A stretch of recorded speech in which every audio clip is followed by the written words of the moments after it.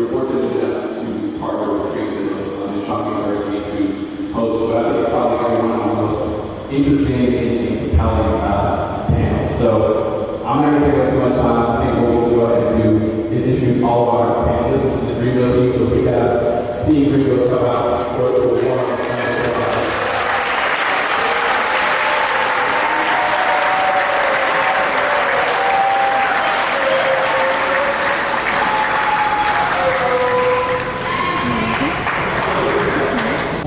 Kids in this community, these amazing fans that really like held each other down and showed each other love, and it was like, oh, man, we got caught out doing that. We couldn't, the cities wouldn't want us to keep doing Dollar Dream, and I think we just outgrew that. So like, well, what else can we do?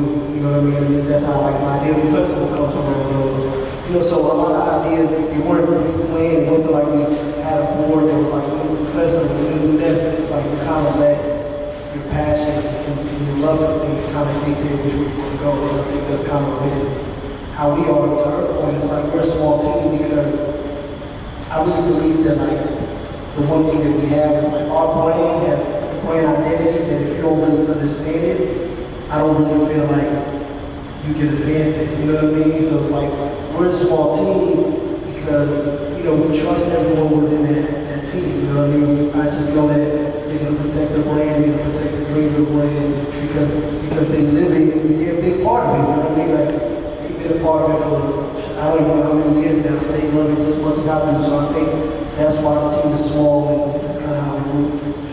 Okay, Lute, I want to kick it over to you, and then Felton, I kind of want you to comment on the second part of the question. You said something a little bit interesting earlier about, I don't really know how I got here, right? But you are here, and there is something that you have done, multiple steps of things that you have done right. And I think that there are probably a lot of artists in the room who want to be in the position that you're in. So from your perspective, what are the things that you feel like you have done right in your career to get to the point that you're at now? I don't know. I guess it's a hard thing to kind of judge because in some weird way I still feel like I haven't, I wouldn't say done enough, but I'm still learning and growing in this process. So to somebody else, what they might say is an accomplishment, I'm still trying to reach certain goals and stuff like that. And it wasn't until, to be honest, under the sun, when we got the Platinum Blast, I didn't even realize what I was achieving. And it took me a minute to recognize that because, like I said before, that was the only thing that I had at the time with my name on it.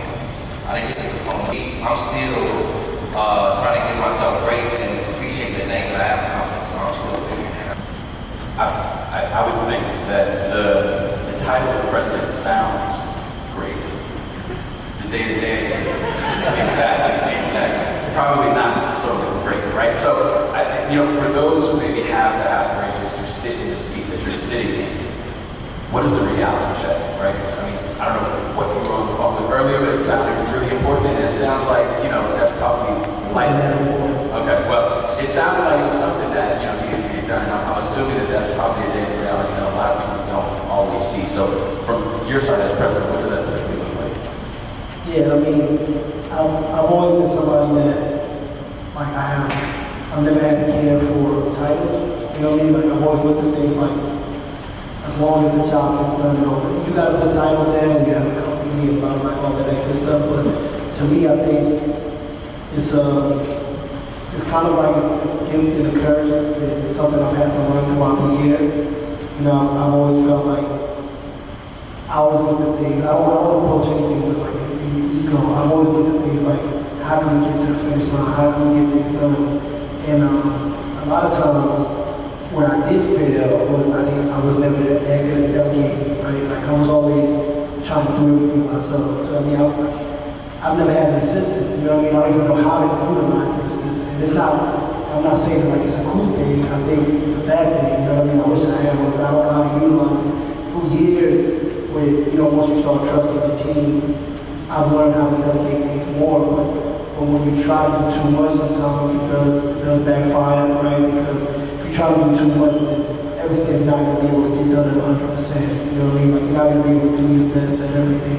And I kind of have to learn that as time went on. And I'm not the most punctual person in the building, you know what I mean? Like, I'm sure MK or other people can account to that, but I try to get things done. I just think that learning how to delegate is important. I wish that's something I would have told, I would have known earlier, because I feel like I could have gotten more done that way. But is it because you feel like you don't know how to delegate, or is it because you're like, I don't want to be the guy who has an assistant? No, I mean, I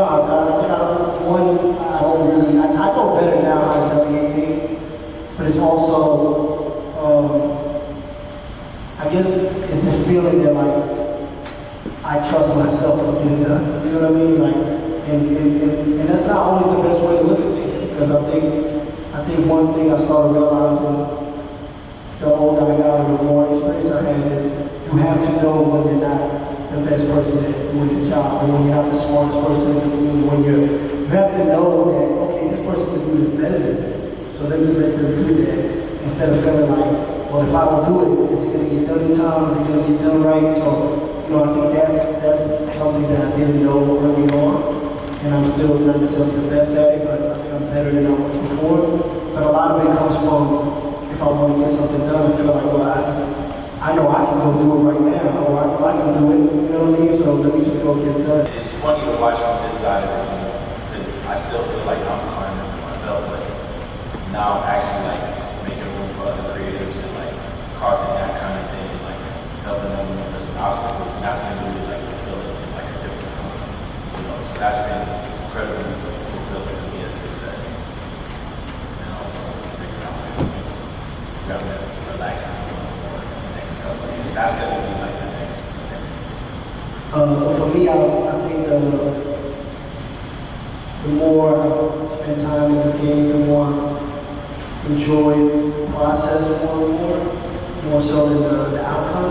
Because I feel like, you know, obviously been blessed to be a part of, you know, a lot of successful things, and number one albums or whatever. And then when they come, you realize that, I mean, they're great, but they're not, you don't feel fulfilled. So now it's like I just chase what's really going to fulfill me, what's really going to make me feel like, you know, happy in the work that I'm putting in. And a lot of that is usually the process. Like, I think I enjoy being in the studio and working on the music more than playing it out, you know what I mean? But that's kind of where I am in my life now. It's just enjoying the process. And I think that, you know, success moving forward, other than what everybody here has said, is, you know, just not being in a place of chasing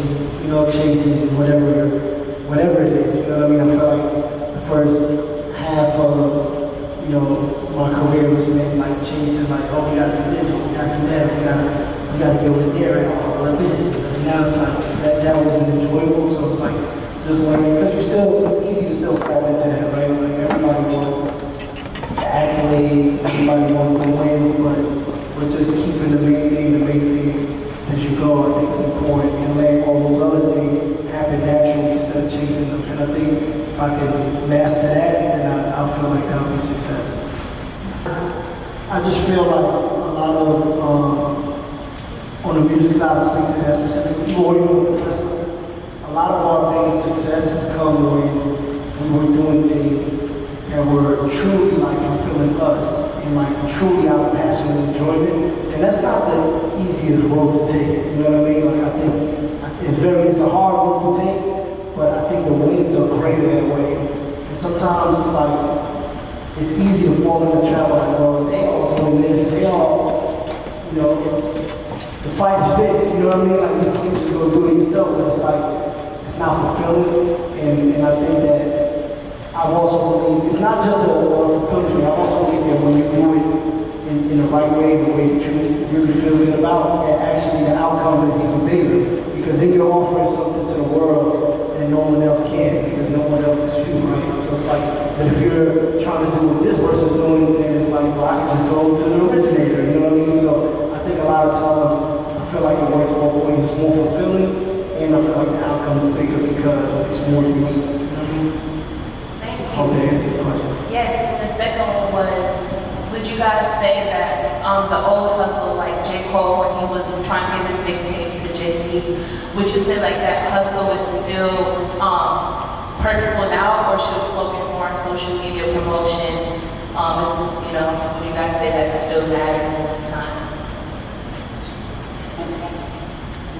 I think you gotta just, number one, I think you could parallel that with, I think you prioritize building up your base first.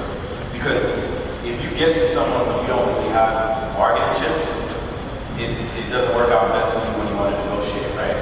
So what you need to do is like you build where you're from, you build your ground up, you build your audience, and you make that as loud as possible.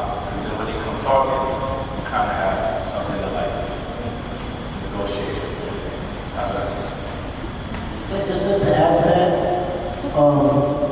I think the hustle is the same. It's just the way you use your hustle is different, right? Like, I think people always bring up this story about us waiting to give Jay-Z a CD. Like, that didn't work. Like, he didn't take it aside. He didn't even take it, honestly. So it's like, it ain't work. But to Felton's point, we just focused on building our base. And what ended up happening is, then Jay found him. You know what I mean? Like, so I think sometimes it's like, you have to worry about building that core and that base. And then I think that like, even I always use example, like, Forest Hills Drive, which was his most successful album, was because he decided, okay, I'm done doing what everybody else wants me to do or how everybody else wants me to do it.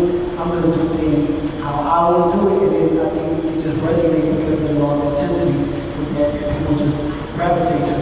So I agree with Felton. It's like you better off building your core and letting people find that. But the hustle's still the same. You still got to hustle. But that doesn't mean, be on somebody's Twitter page every day posting your freestyle. Like, yo, check me out. Like, that's not gonna, I don't think that's gonna work. You know what I mean? I could be wrong. But I think